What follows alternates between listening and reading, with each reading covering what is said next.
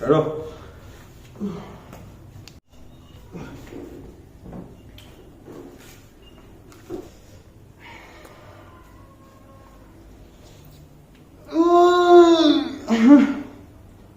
Ô, chỉ được tên khâu cho con bị tàu ô, lìm nó à.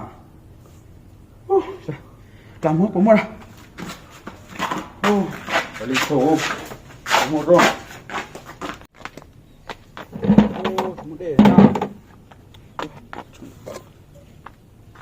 Ô, cái mông nào mà lại vô lóng chai vô lên.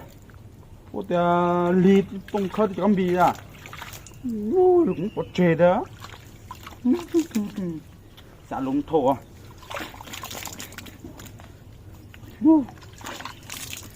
Xả lúng thổ. Không muốn đâu.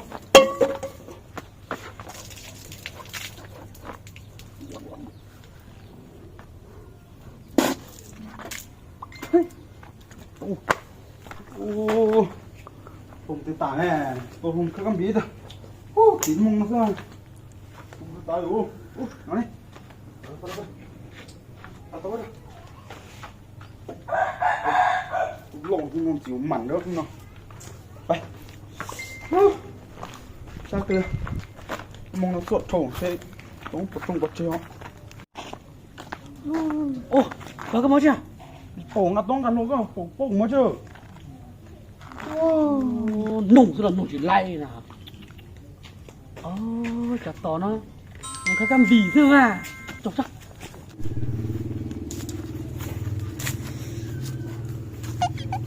Ba. Chồng hay nói nó trồng cá hò. Ôi, mà nừng thế nào. Phải á, cơm đi ra.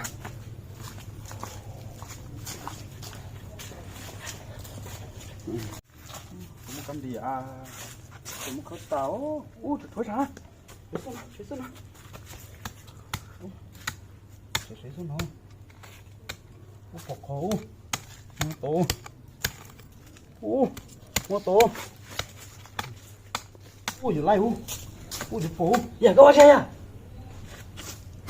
Trời đất cho nó à? Con mất đi. Phổ cái cơm gì đó. Ô. Nùng chỉ lay nó.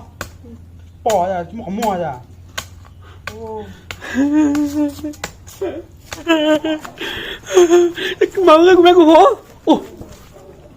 Ta kia cái máu cái lưỡi phỏng á.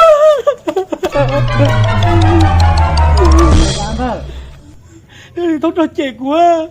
Mua chị hay quá à? Cái liệu có tôi chỉ đang lấy phỏng của mà lấy phỏng á.